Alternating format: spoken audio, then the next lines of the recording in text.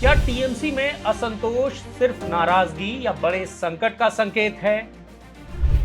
क्या भ्रष्टाचार मामलों का दबाव टीएमसी नेताओं की बेचैनी बढ़ा रहा है?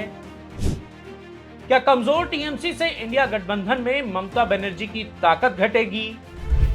क्या 2029 से पहले कांग्रेस के सामने झुकेंगी ममता बनर्जी? क्या तृणमूल कांग्रेस अब उस दौर में दाखिल हो रही है जहां चुनौती विपक्ष से ज्यादा अपने ही घर से है?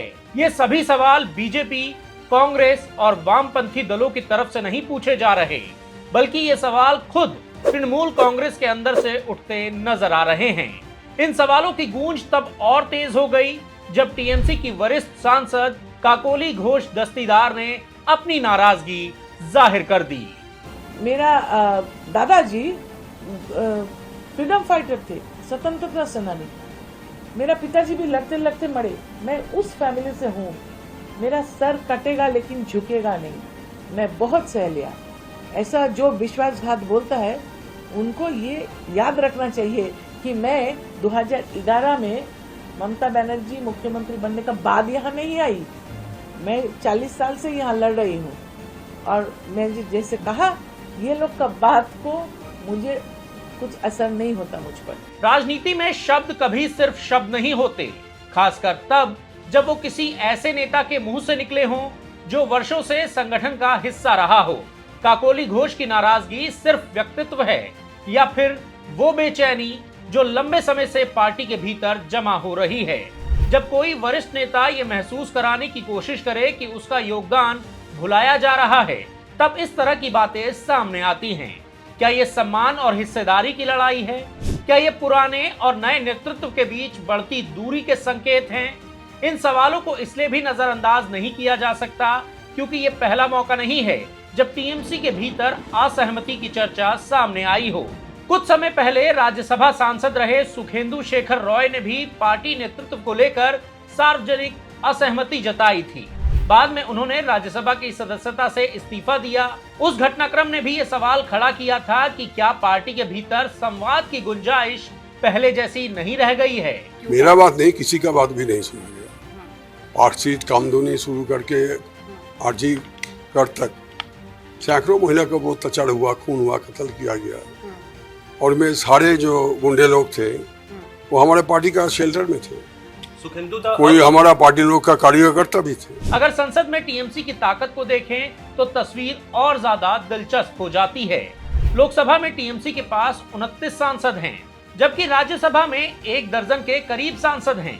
यानी संसद के दोनों सदनों में मिलाकर पार्टी का मजबूत राजनीतिक अस्तित्व है।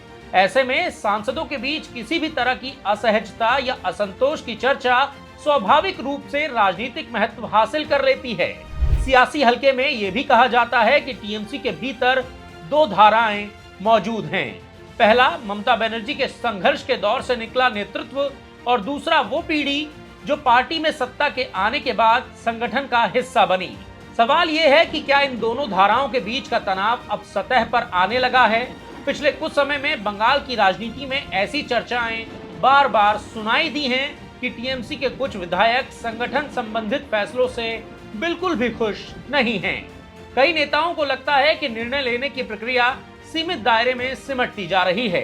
कुछ को शिकायत है कि जमीनी नेतृत्व और शीर्ष नेतृत्व के बीच की दूरियां बढ़ रही हैं। राजनीति में बगावत कभी आसान नहीं होती। पहले असंतोष, फिर शिकायतें और उसके बाद गुटबाजी शुरू होती है और अंत में संगठन को अपने ही लोगों के सवालों का सामना करना पड़ता है। टीएमसी का मतलब ही मोटे तौर पर ममता बनर्जी हैं, लेकिन हर राजनीतिक दल एक समय के बाद उत्तराधिकारी, नेतृत्व और भविष्य की शक्ति संरचना से जुड़े सवालों का सामना करता है। क्या टीएमसी भी उसी मोड़ पर खड़ी है? क्या पार्टी के भीतर भविष्य की राजनीति को लेकर नई तरह की प्रतिस्पर्धा शुरू हो चुकी है? क्या वरिष्ठ नेताओं को लग रहा है कि उन्हें लगातार अपनी प्रासंगिकता साबित करनी पड़ रही है? टीएमसी के भीतर ये असंतोष बढ़ता है तो इसका असर सिर्फ बंगाल की राजनीति पर नहीं बल्कि इंडिया गठबंधन की ताकतों और समीकरणों पर भी पड़ सकता है। सबसे बड़ा सवाल ये है कि क्या 2029 से पहले ममता बनर्जी उसी राजनीतिक प्रभाव के साथ कांग्रेस और राहुल गांधी के सामने खड़ी हो पाएंगी या फिर बदलते हालात उन्हें नई राजनीतिक भूमिका स्वीकार करने पर मजबूर कर देंगे। इस मुद्दे पर जो भी आपकी राय है, कमेंट करके अपनी राय हमें जरूर बताएं और इसके साथ ही साथ हमारे चैनल को सब्सक्राइब करना बिल्कुल ना भूलें।